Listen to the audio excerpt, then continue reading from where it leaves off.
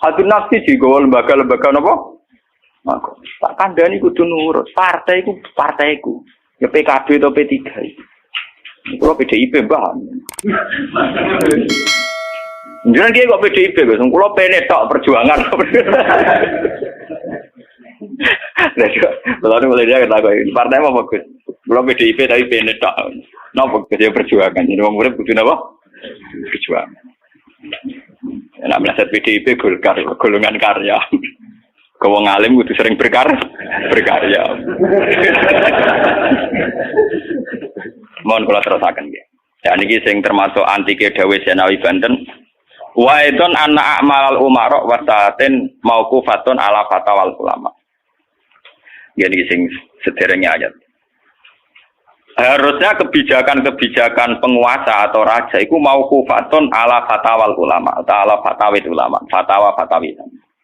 Raja atau penguasa itu kalau punya keputusan itu harus ikut pada garisnya ulama. Ya, kalau bolak-balik matur. Sekarang yang merupakan garis ulama dalam konteks bernegara itu apa? Ini kalau ngomong sensitif ya. Yang kaitannya ulama dengan negara dalam konteks negara yang kayak Bhinneka Tunggal Ika itu apa? Ini pancen repot. Misalnya begini. Kita punya Ambon, punya Maluku, kita punya NTT. Ketika dipaksakan dulu piagam Jakarta yang memaksakan syariat Islam, tentu mereka akan menantang keluar dari Indonesia, NTT dan Ambon, Irian Jaya misalnya. Yang kayak begitu itu tidak fatwanya ulama, itu sudah masalah bernegara. Nah, kalau nanti tanggal kiai cara jenengan sebutikus, misalnya Indonesia memaksakan penerapan syariat Islam. Syariat Islam yang mana? Kalau syariat Islam formal mungkin kita akan mengatakan sebaiknya diterapkan syariat Islam. Tapi termasuk syariat Islam adalah menjaga peluang dakwah. Ini catat. Dan saya siap ketemu Allah dengan pendapat ini. Bukan berarti saya terus pluralisme atau pakai teori-teori modern. Tidak. Saya pakai teori ulama. Saya tidak pakai teori modern. Catat ini. Saya tidak pakai teori modern. Pakai teorinya ulama. Termasuk syariat adalah menjaga peluang dakwah. Bayangkan kalau dipaksakan syariat Islam kemudian NTT keluar dari Indonesia Ambon. Kemungkinan kita dakwah di Ambon malah ada.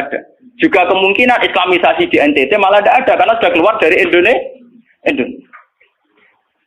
Paham ya?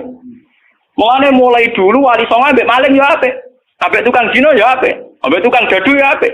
Itu bukan berarti mereka tidak bisa bedakan hak dan batil. Dengan diapii masih ada peluang komunikasi. Dan dengan ada peluang komunikasi, ada peluang dakwah, ada peluang pembenahan. Sama. Dengan utuhnya NKRI NTT bagian dari Indonesia, saya iso kiai rapai kok rugen buak rono NTT. Ben dadi kiai. Ya. Lho kanca kula ning pondok dhisik ra kanggo ini Irian Jaya kiai provinsi lah. Wingi sowan kula ngajak pangdam kula. Ya Allah Gus kula munggo ning sarang kiai RT ora payu ning kono kiai provinsi. Lho wingi sowan kula niku sowan numpak sahabat bareng sinten? Pangdam. Saniki mun gawe yayasan nggih sekolah tinggi lah. Jadi rektor saya gitu. Wadah buta huruf ora roh. Wong sak urip-uripe ngaji mbek kula roh tenan bodorane roh tenan. Saya bakasane mbek napa? Pangdam. Mergo ketika ada kerusuhan di sana, mesti tokoh agama diundang Pangdam dan ini termasuk mewakili tokoh provinsi levelnya napa?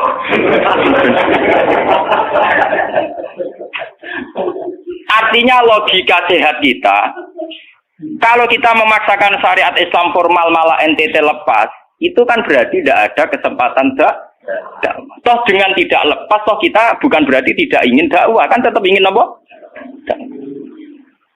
Mana bojo ngecewakno lae aja pegat. Nak ra mbok pegat ana kesempatan dandani, nek kena wong ra iso.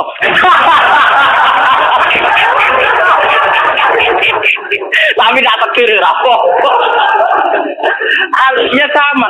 Semua sejarah Wali Songo itu sama orang nakal kan enggak apa-apa. Sampeyan delok biografi Ki Khudori Tegalrejo, dhisik terkenal yo kancanan bajingan. Bajingane tunduk mergo sungkan ramae. Teng Rembang ana jenenge Ki Sahid, wonge ganteng ya toreko. Niku wonten bajingan tobat mergo kula sungkan bebas saya. Mboten nate duka mek kula, ger ketemu kula pengen senyum. Lha iku sungkan senyume nganti tobat. Artinya apa? Saat kita ekstrim atas nama hak dan batil malah lari. Toh teori itu ya diakui Quran walaupun tafadzun ghalidul qalbi lan faddu min haulik. Toh teori itu juga tidak jauh-jauh dari aturan Islam. Meskipun kita juga punya teori yang lain karena ini tidak selamanya berjalan lancar. Kadang gue kancanan nakal ya belok akal tenan. Kancanan nonde ya katut tenan. Selingkuh tenan. Sebab itu ya ben sing FPI ya keben ekstrem yo keben. Nyatanya pribumisasi kadang ya katut tenan. Wong Gus kancanan nakal kadang tinakali ora anut Gus, kadang Gus katut sing nakal. Malah jadi rocker.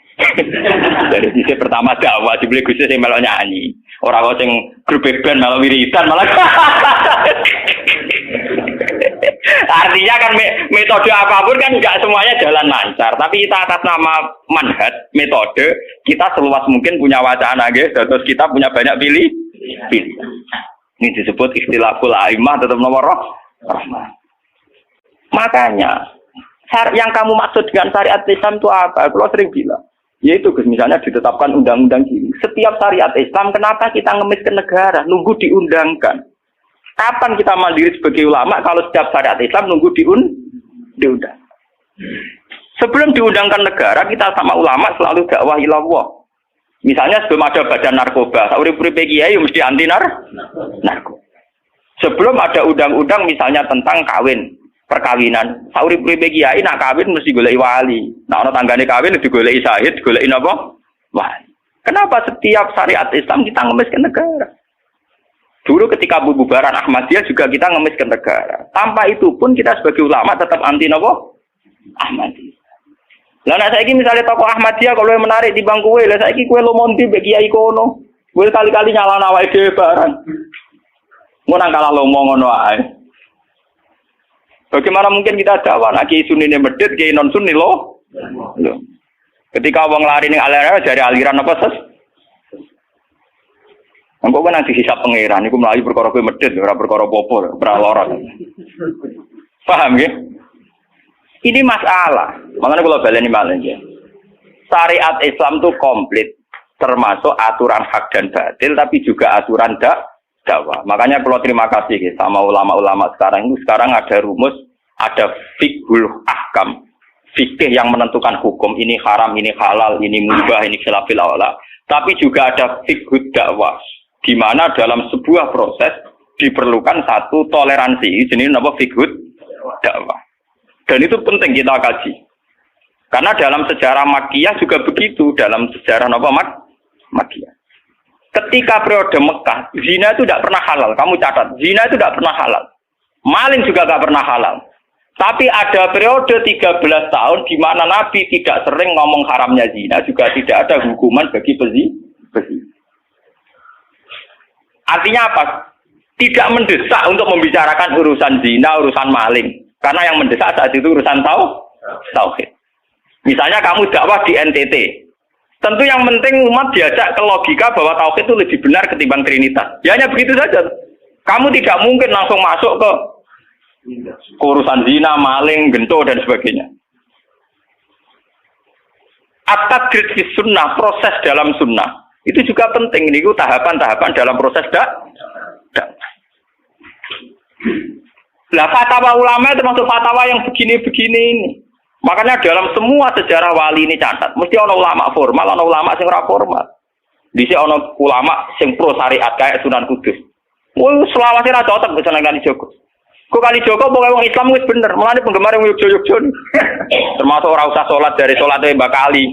Atine wis salat. Wala kan boyo lali salat 3 Klaten Jogja mbok kono. Sunan Kudus kafir cara dene. Selawase ra cocok. Ya tapi bagaimanapun, bagaimana mendakwai orang Islam kawasan Jogja, Klaten, Solo, golongane tingkir, kalau tidak model Kalijogo. Nyatane ya tetep saiki Islam pirang-pirang, sing salat ya wis akeh. Paham ya? Itu dulu masalah betul. Sunan Kudus kiai fikih. Bahkan ulo untuk cerita nggih dari lisan ke lisan dari para kiai. Sunan Kalijogo selawase tukaran terus mbek Sunan Ainul Yakin. Ke sisi tok ape gawe dakwah nganggo macan tengul. Napa jenenge? Wayang napa? Tengul. Wayang tengul lak bentuke fisik wong, koyo patung. Haram. Kuman swara sorotan udziba kok ngekek nyawa barang jero kiai kuno kan ngene. Akhirnya tukaran. Kalijogo sadar iku metode efektif.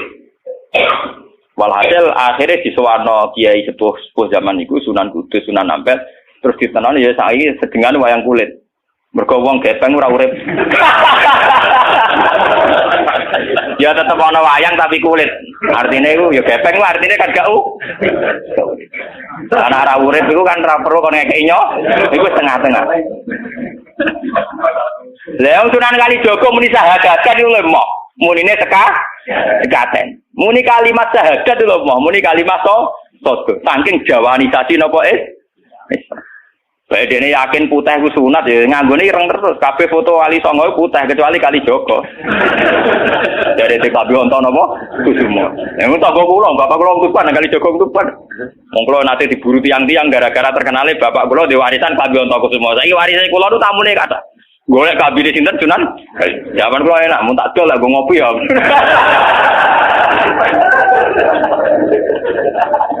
Mau Gus barang apik iki mau didol go ngopi. Sing duwe aku terserah kula kan.